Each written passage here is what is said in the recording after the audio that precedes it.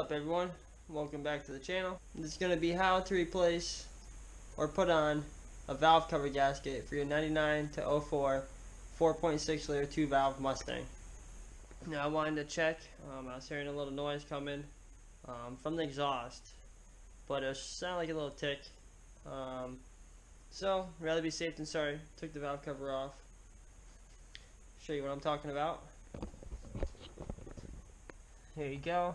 That's the whole valve train. The cam obviously is along the top, and the rest of everything is down below. The springs and all that, it's all down in there. Put this light down there farther. If you can see, that's the springs in there. Everything looks good, feels good. Chain looks pretty good. Everything seems okay.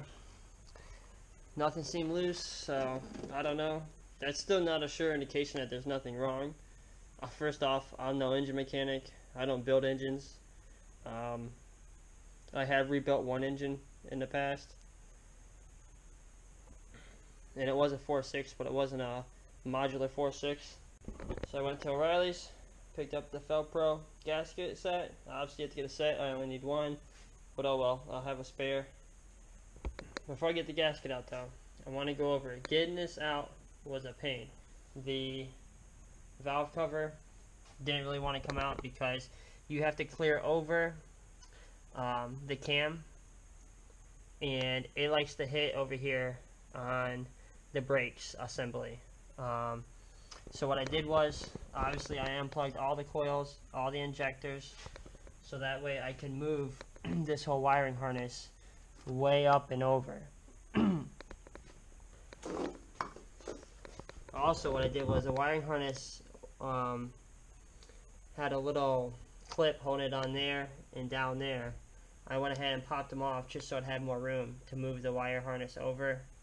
I also had to unbolt the bolt that holds on this dipstick tube, so I unbolted that. I want to say that is an 8mm.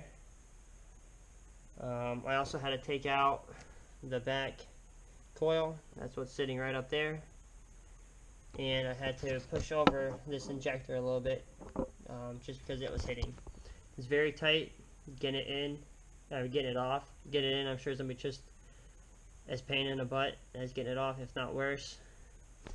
This hose right here is the one that connects to the valve cover.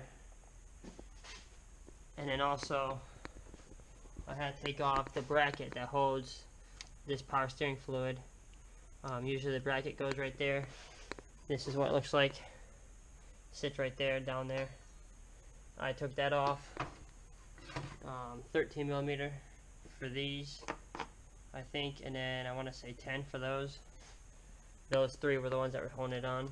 Two there, one down there on the side. I think that's pretty much it. You just gotta move a couple things and just be careful. And try not to knock any dirt or anything, any debris down in there. Don't lose any bolts, nothing like that. Be careful. Alright, I got the gaskets out of the box, and surprise to me, it actually comes with all new ones of these rubber grommets that go on there. So that's pretty cool. In case I don't find that one, I have a whole new set. So what I'm gonna do is I'm gonna clean up the valve cover and take out all the mold ones and just put in the new ones since I have them. Why not? Alright, I went ahead, cleaned it up the best I could with some degreaser, and I took out all the mold rubber grommet bushing things that were on there for the bolts, since I got the new ones. I'm not gonna put them on until I get the valve cover on there though. This is how it was sitting on, with this part being the frontmost bolt towards the engine. Now the back, or the bottom I should say, has 6 bolt holes, and the top has 5, so that you should be able to figure out. And then this little lip that's on it goes inside the valve cover. Pretty simple. Hopefully you can see enough from that angle. If not, my apologies. Now my girl helped me to hold things out of the way when I went and put this on. So hopefully it won't be too much of a pain to get it on by myself.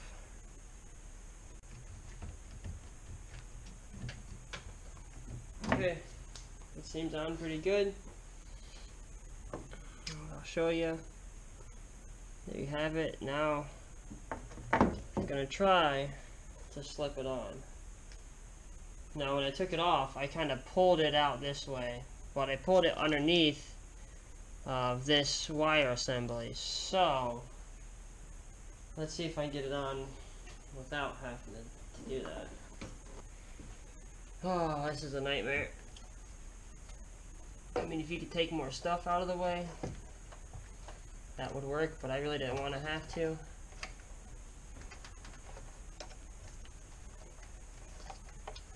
And having another person to help you helps out a lot.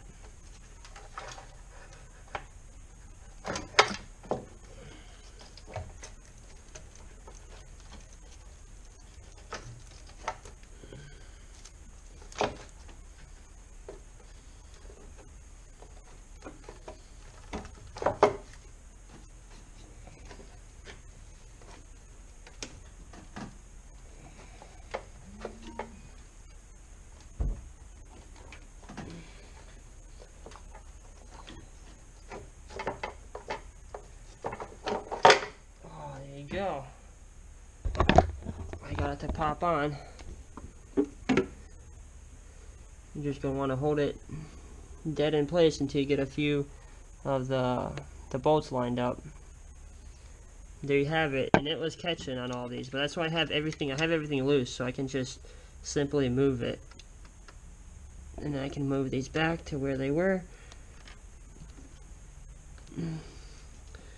There you have it. I'm just gonna put on them rubber grommet things and start putting some of them screws in. Just dropped the GoPro off the car. Still working perfect. I've dropped this thing, I would say 4 or 5 times. Once off the hood of the truck, which probably sits, I would say right here. Nothing. A little scratch on the outside of the case. Anyways, got all the grommets on. Fresh, new. Got all the bolts in. Like I said, there's 11. That 6th one is way in the back. It's a little pain in the butt to get to, but you can get to it. I'm gonna put the tube on for, I think it's called the PCV valve, and then I'm gonna go around and tighten them all up. I want to say that they are 8mm if I'm not mistaken. Let me just double check for you. Yeah. Wait.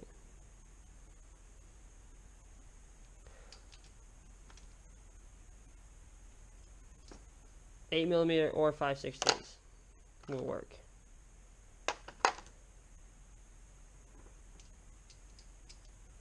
Yep. So 8mm or 5/16. 8mm is the proper size, and then same with that dipstick tube. All right, I'm gonna put on this power steering fluid reservoir bracket, and there's another bracket that's down there that'll go on after this bracket goes on.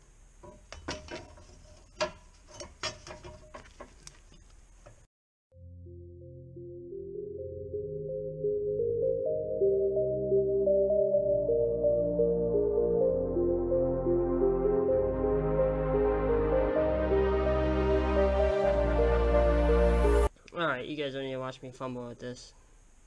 You just gotta try to slide the bolt hole in on this side, and then everything will line up. I always have to battle. I don't know which part, the bolt hole or the little notch, but I'm taking it as the bolt hole. Okay, I finally got that bracket on, and then the other bracket slips on over top of it. On this side, it's the bolt hole.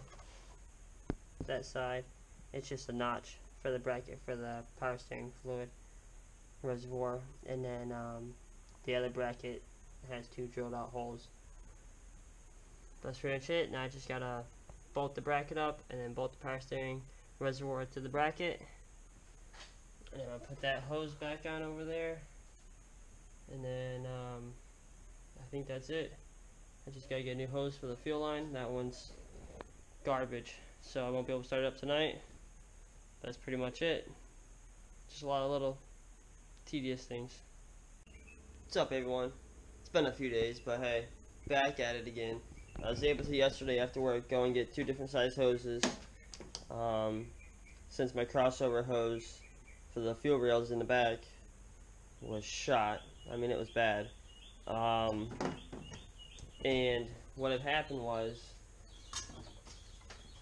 back here at the end of the fuel rail, there should be a 90-degree elbow, like such. Now this one came off that side. I'm going to put it back on. But I took this one off so I could try to go find something around this diameter at least. So I went to Home Depot and I was able to find this coupling. Now this will screw onto the end of that, and it'll make it small enough to where I can put on the 3/8 hose. Let me set you down right there. Alright, so here's the new 3/8 hose that I bought. Now when I put this coupling on there, it'll fit on real nice. See, it already wants to go on, and that's barely putting any pressure on it. So that'll work there. Now the problem I was having is, I removed the light, but with this 3/8 hose, it won't fit on the end of that really good. Whoever had the car before me, they did get to go on. I know you can heat up the ends a little bit and get it to stretch out. When I was trying to use the old one that was still on there, it kept ripping and breaking. I'll show you why in a second. But I went yesterday, got this 3/8 hose, and I knew that this was a 1/2 inch around, give or take. So I went and got a 1/2 inch hose also. Now this 1/2 inch hose will fit onto the end of that fuel rail, but my problem is the 1/2 inch hose is pretty big for this. Now I could put it on there and probably clamp it down and get it to work, but I'd rather not try to risk it because eventually I'm sure to find a little spot to leak. Now up here at the fuel rails, it's not really under a lot of pressure, so that's probably why that stayed fine. But it was bad. Let me find this old hose for you. Here we go. And I had to cut it, slice it open to get it off of that other end. But here's the other end, and I even taped it up with electrical tape trying to get it to not split. But this hose is really hard. And then I'm trying to find it. Now you can see when I pinch this, hopefully you can see all those cracks in there. It was getting pretty dry rotted. So you see those ones. Obviously I'm bending it a lot, but this hose is very hard and stiff. See all those right there? So, I mean, it was time to replace, but my problem was the 90-degree elbow on this side is a 3/8, and they had it going just to the fuel rail on this side. So with that coupling, now that'll definitely work. I'm going to go ahead and put that on. I was trying to get the car ready though. I've been doing this since Wednesday, today's Saturday. I didn't get the hose until yesterday anyways, so, oh well, no big deal. I'm going to try to get ready for the track tomorrow. I gotta first put this hose on and check and see if that valve cover leaks, because I still haven't started it since I replaced the valve cover gasket. And I replaced it because I took the cover off, obviously, to check everything out. Everything seemed okay for the most part. Now obviously I couldn't look at a lot of things just by taking the valve cover off on this car. It's not like an old conventional V8. Okay, it's the moment of truth. Got the new hose on. I just got to plug in one little vacuum line for the wipers, and then I'm going to start it up. First, I'm going to just turn on the key, let the fuel pressure build up, and see if anything comes of that. And then I'll start it up and check for leaks. As you can hear, the car's on, running. No leaks now. I had to try to fix it 3 different times. Back there in that one spot where that piece go. But I had that little coupling piece added onto the fuel line back there, so I could shrink it down to fit that hose on, and it was leaking. I tried tightening it to see if that was the problem. Nope. I even tried using some Teflon tape to see if that would help, even though I know gas would eat it away. and that still didn't help. So I did what they did and just put it onto the back of that that threaded piece, and it works. It's good. There's no leaks coming from around the valve cover gasket, so that's good. And to be honest, it seems like it's doing better on the tune than what it has been. I'll take it out and drive it a little later. I have a bunch of things I got to do today. So, but at least the car's running. It's running decent. No oil leaks from what I've just touched or anything like that. No fuel leaks. Seems to be running okay.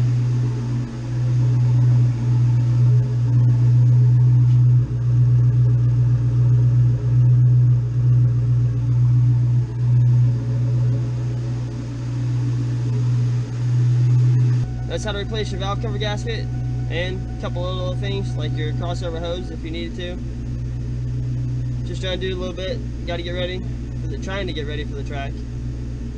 So hopefully now with this done, that's a good indication. Now I'm probably going to go tomorrow to run there Sunday as long as they don't get canceled. It's from 11 to 5 at Braintree Motorsports Park. Wow, this camera's dirty. I'm looking at the lens of it. That's horrible. Alright, I cleaned up the lens a little bit. Got my earpiece in because I've been on the phone. Thanks for watching. Stay tuned. Till next time. Peace.